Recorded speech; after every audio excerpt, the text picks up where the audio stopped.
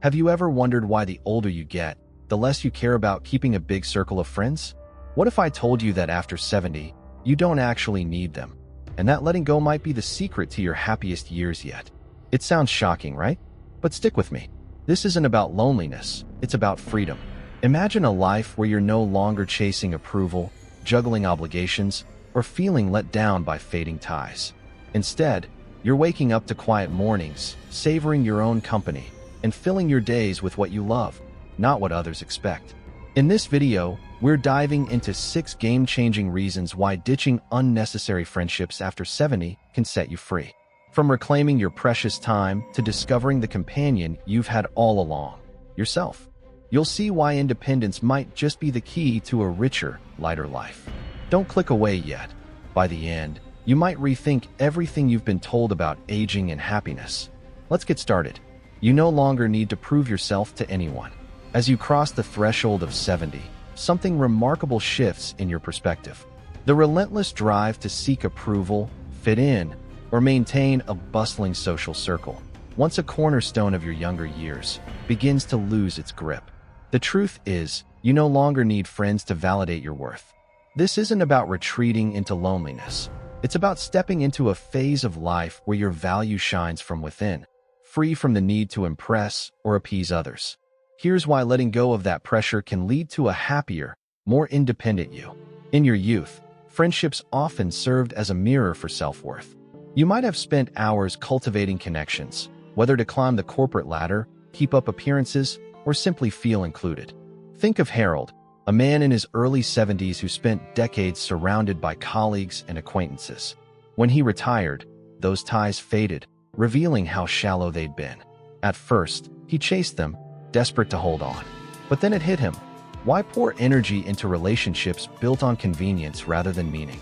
He turned inward, rediscovering hobbies and shedding the burden of others' opinions. For the first time, he felt truly free. No forced small talk, no obligatory gatherings, just the liberty to live for himself. This shift reflects a broader truth. After 70, you've earned the right to stop proving yourself. The weight of external validation, once so heavy, lifts as you realize your legacy is already written. You've seen enough of life to know that chasing status or admiration doesn't bring lasting joy. Instead, peace takes center stage. Social obligations, even with well-meaning friends, can feel draining when they demand time you'd rather spend elsewhere. Margaret, 74, once juggled a packed social calendar, but the repetitive chatter and unspoken expectations wore her down. When she stepped back, embracing quiet walks and unread books, she found solitude wasn't empty, it was liberating. Fewer friends also mean fewer letdowns. William, 78, learned this after decades of one-sided efforts. When he stopped tolerating unbalanced relationships, he traded disappointment for simplicity.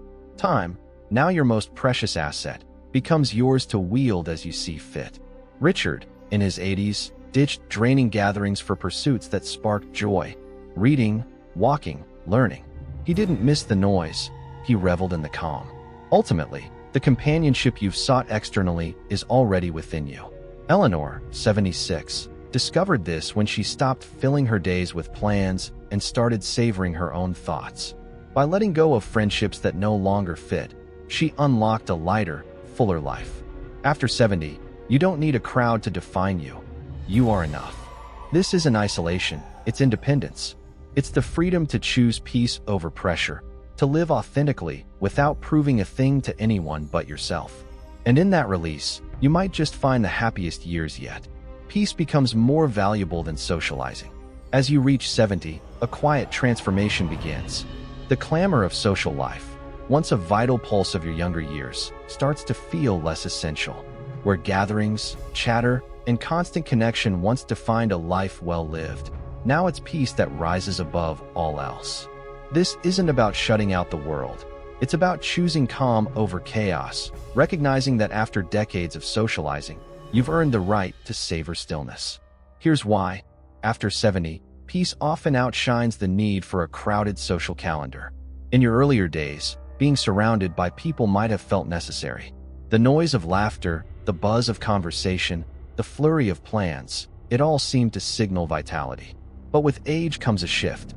Margaret, 74, once thrived in a whirlwind of lunches, group calls, and holiday gatherings. Her days were full, yet over time, she noticed a creeping exhaustion. The same stories looped endlessly. Friends called only to vent, and gossip replaced depth. What once brought joy morphed into a draining routine. One day, she chose to step back. No more guilt over declined invitations, no pressure to respond instantly. Instead, she embraced quiet walks, time in nature, and books long neglected. To her surprise, solitude wasn't lonely, it was serene. This reflects a deeper truth. Peace becomes a treasure worth more than social demands. Even the best friendships carry responsibilities, calls to return, events to attend, expectations to meet. At 70, you start to ask, is this effort still worth it? The answer often leans toward no. You've reached a stage where your time is yours to shape, not to surrender to others' needs. The fatigue of maintaining ties that no longer uplift you gives way to a simpler joy, your own company.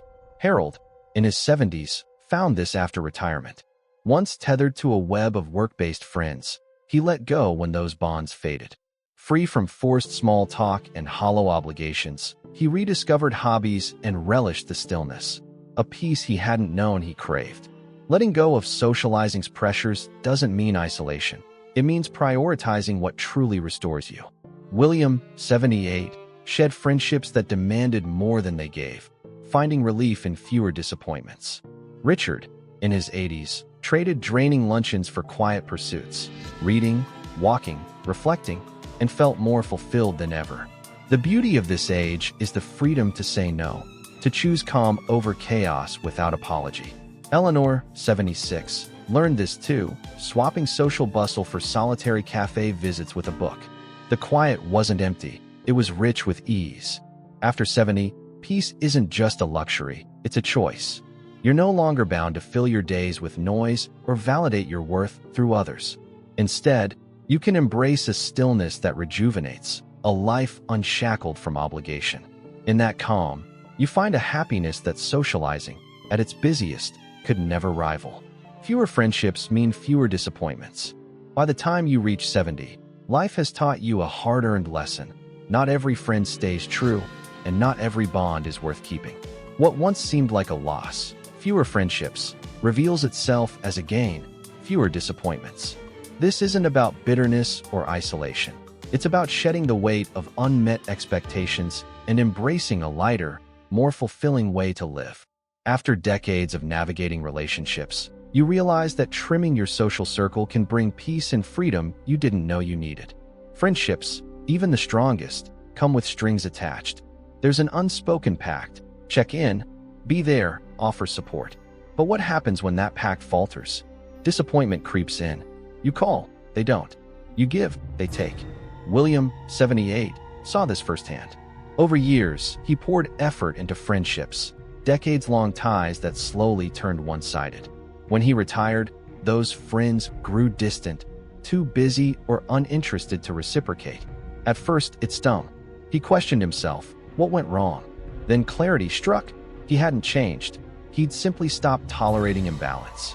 Letting go wasn't a loss. It was a relief. Fewer ties meant fewer letdowns. This shift is liberating. In your younger years, a wide social net might have felt essential, proof of belonging or status. But at 70, you see through the facade. Many connections, like Harold's work-based acquaintances, were built on convenience, not depth. When they faded, he didn't chase them. Why cling to something that only existed out of habit? Instead, he turned to himself, finding joy in hobbies and quiet moments. The absence of those shallow ties didn't leave a void. It cleared space for calm, free from the sting of neglect. Fewer friendships also simplify life. Margaret, 74, once juggled a busy social life, lunches, calls, gatherings. But the joy waned as conversations grew repetitive and demands piled up. Stepping back, she traded obligation for peace, no longer tethered to relationships that drained her. Richard, in his 80s, felt the same. Tired of small talk and complaints, he opted out of social routines, choosing pursuits that truly mattered to him. The result? Less frustration, more fulfillment. At this age, You don't need the stress of keeping up with others who don't keep up with you. The beauty of fewer friendships lies in quality over quantity. You're not closing off, you're curating. Eleanor, 76, let go of routine-based connections and found she didn't miss them. Her own company was enough. James, in his late 70s, dropped superficial ties and felt lighter, no longer bogged down by forced effort. After 70, you've earned the right to stop chasing. Fewer friends don't mean less happiness, they mean less baggage. You focus on what's real, yourself, the few who truly matter, and the freedom to live without disappointment's shadow. In that simplicity, you discover a life that's not just bearable, but better, unburdened, and wholly your own. Below is a rewritten 500-word version of the content under the heading, Your Time Becomes More Precious, based on the themes from the video, Why You Don't Need Friends After 70. 6 Reasons to Embrace Independence and Live Happier. Your time becomes more precious. When you hit 70, a quiet revelation dawns. Time, once seemingly endless, is now your most valuable currency. In your younger years, it flowed freely, spent on friends, social circles, and the hum of a busy life. But as the years pile up, every hour gleams with new weight. You begin to guard it, choosing how to spend it with care. This isn't about cutting people out. It's about reclaiming your days for what truly matters. After 70, friendships that once filled your calendar might not deserve the precious time you have left. In youth, time felt infinite. You could afford to linger in long conversations, attend every gathering, or nurture ties out of habit. Richard, in his early 80s, lived this way once. Dinner parties, group outings, regular calls. But as he aged, those hours started to feel heavy. What used to spark joy, catching up, laughing over drinks, turned into obligations. One day, sitting through another lunch of small talk and complaints, he realized he'd rather be elsewhere. So he stopped saying yes out of routine. Instead, he poured his time into reading, walking, and learning, things that lit him up. The shift wasn't lonely, it was freeing. He didn't miss the chatter, he cherished the calm. This change reflects a universal truth. At 70, you see time's finite edge. Friendships, even good ones, demand effort, calls to make, plans to keep, energy to give. Some are worth it, but many are relics of the past, held onto out of duty rather than delight. Harold, in his 70s, learned this after retirement. His work friends faded, and he let them. Why waste time chasing what wasn't real? He turned to hobbies, rediscovering old passions. His days became his own, no longer sliced up by social demands. Time, once scattered, now felt whole. Margaret, 74, felt the same pull. Her packed social life, lunches, group calls, once defined her. But the thrill dulled, the effort outweighed the reward. She stepped back, choosing quiet walks and unread books over draining meetups. The hours she reclaimed weren't empty, they were rich with purpose. At this age, you earn the right to ask, does this friendship enrich me, or is it just another task? The answer shapes how you spend your days. James, in his late 70s, ditched superficial ties for outdoor time and personal growth.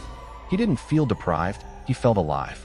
After 70, time isn't just precious, it's yours to command. You don't owe it to anyone. Eleanor, 76, traded social bustle for solo cafe visits, savoring her own pace. The beauty lies in the choice. No more filling hours with noise to prove you're connected. Instead, you invest in what brings joy, be it solitude, a close bond, or a quiet hobby. In this season, less socializing doesn't shrink your life, it expands it. You're not running out of time, you're finally spending it right. True companionship comes from within. By the time you reach 70, a profound truth emerges. The deepest companionship isn't found in a crowd, it's within you. Society often insists that happiness hinges on a wide circle of friends, that solitude is a void to fear. But after decades of living, you see through this myth. True fulfillment doesn't depend on others' presence. It blooms from knowing yourself. This isn't about turning away from the world. It's about discovering that you're enough, and that self-reliance can unlock a richer, freer life. For years, you might have sought connection outside yourself. Eleanor, 76, once believed this too.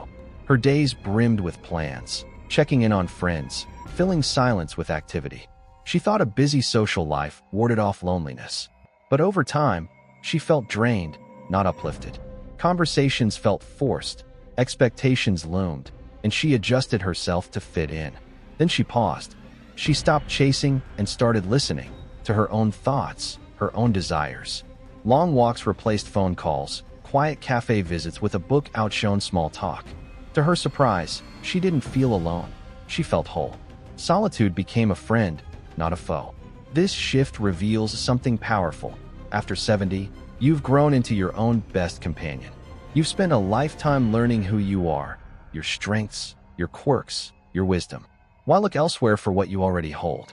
Harold, in his 70s, found this after his work friends drifted away. Instead of clinging, he leaned into himself, reviving old hobbies and savoring quiet moments. The freedom was startling. No need for others to fill his time. He became his own source of joy, unshackled from external demands. There's a difference between being alone and being lonely, and at this age, you grasp it. Margaret, 74, once packed her days with social calls, but the routine grew stale.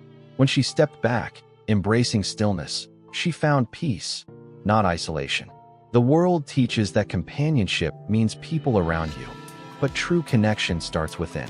James, in his late 70s, let go of superficial ties and discovered reflection brought more comfort than forced chatter ever did. You don't need a crowd to feel complete. You need comfort in your own skin. The beauty of this realization is its ripple effect. When you're at ease with yourself, relationships transform. You stop chasing friends out of need and attract those who fit effortlessly. People who respect your space, not drain it. Richard, in his 80s, traded social obligations for personal pursuits and found his days fuller, not emptier.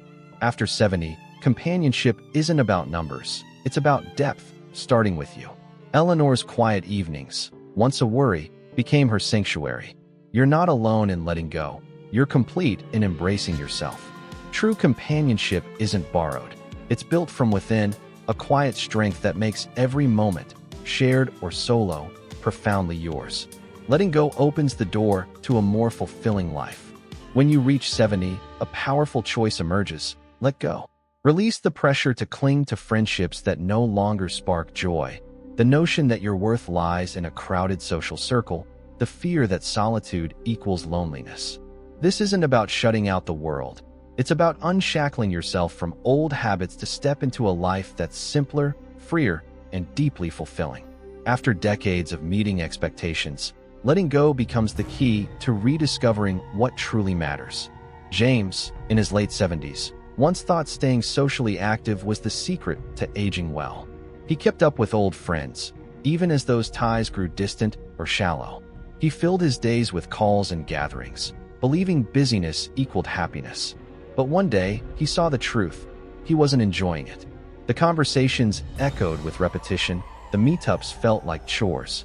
So he stopped forcing it. He let go of relationships that had become work, turning instead to the outdoors, his health, and new interests. The result? He didn't feel isolated. He felt lighter, more alive than ever. This act of release is transformative. In youth, you might have held on to friendships out of duty or routine. Margaret, 74, lived this way, her calendar packed with lunches and calls. But the joy faded, replaced by fatigue.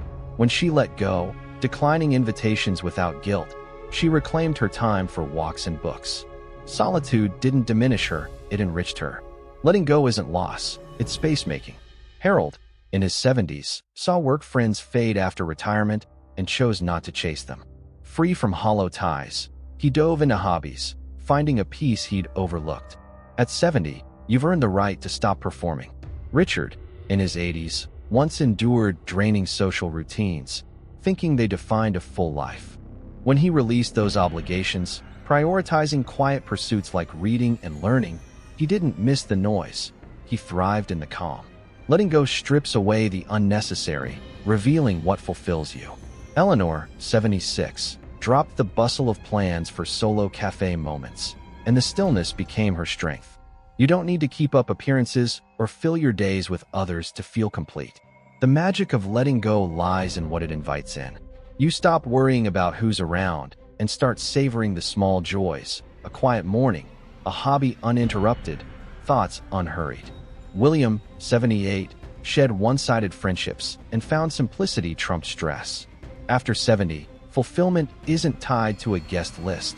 It's rooted in living authentically. Ask yourself, does this add to my happiness? Or am I holding on out of habit? When you let go, life doesn't shrink, it expands. The door swings open to a world aligned with your desires, not others' demands. In that freedom, you find a richer, truer version of yourself, one that's been waiting all along. Core message. At its heart, the idea that you don't need friends after 70 isn't about isolation, it's about liberation. It's a call to release the burdens of unnecessary social ties and reclaim a life that's yours to shape. After decades of chasing validation, meeting expectations, and filling your days with others, this stage offers a radical shift, freedom. By letting go of friendships that no longer serve you, you unlock peace, time, and a deeper sense of fulfillment tailored to your terms. The message challenges the myth that happiness requires a crowd. In youth, friends often define your worth, proof of belonging or success. But at 70, you've lived enough to know that true joy doesn't hinge on external approval. Harold stopped chasing faded work ties, finding richness in his own pursuits. Margaret traded draining lunches for quiet walks, discovering solitude's strength. Fewer friends don't mean less life. They mean less weight, fewer disappointments, and space for what matters. Time, now precious, becomes yours to wield. Richard ditched social obligations for personal passions, feeling more alive in the calm. You don't owe your hours to anyone. You've earned the right to choose. This isn't withdrawal, it's curation. William let go of one-sided bonds, embracing simplicity over stress. The freedom to say no reshapes your days, prioritizing peace over pressure. True companionship, the core reveals, starts within. Eleanor found joy in her own company, not in forced plans. You're not alone when you're whole. Self-awareness becomes your steady friend. Letting go of outdated relationships doesn't close doors, it opens them. James shed superficial ties and stepped into a lighter, fuller life, aligned with his desires, not others' demands. This isn't about rejecting connection, it's about redefining it. Quality trumps quantity. The few bonds that endure do so effortlessly. After 70, you stop performing for a social stage and start living authentically. The video's wisdom lies here. Shedding the unnecessary isn't loss, it's gain. You gain clarity to see your worth, time to savor your joys, and peace to rest in your own skin. Independence isn't lonely, it's empowering. By releasing what no longer fits, you craft a life that's not just bearable, but vibrant, unburdened, and wholly yours. Happiness, it turns out, thrives in the quiet spaces you create for yourself.